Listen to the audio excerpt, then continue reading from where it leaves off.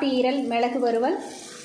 ஈரலை ரொம்ப பெருசாகவும் இல்லாமல் சின்னதாகவும் இல்லாமல் இந்த மாதிரி சதுரமாக வெட்டி எடுத்துக்கோங்க.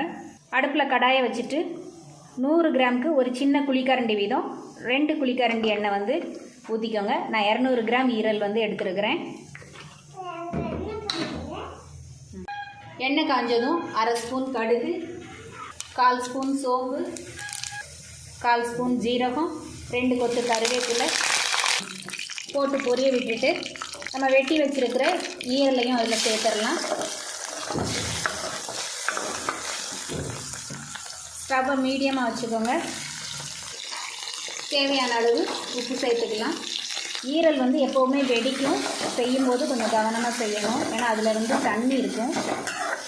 இப்போ மசாலா சேர்த்துடலாம்.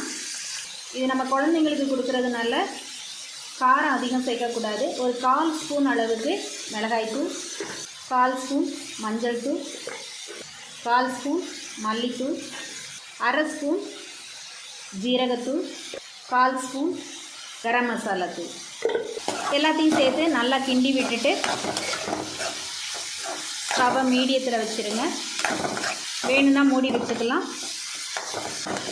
நல்லா வதங்கினதுக்கப்புறமா நம்ம கடைசியாக மிளகுத்தூள் போட போகிறோம். ஈரல் இப்போ நல்லா வெந்துருச்சு.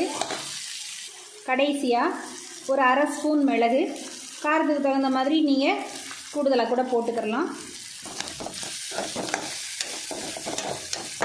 குழந்தைங்களுக்கு கொடுக்கும்போது ரொம்ப முருக விடாமல் சாஃப்டாக இருக்கும்போதே நீங்கள் இறக்கிடலாம்.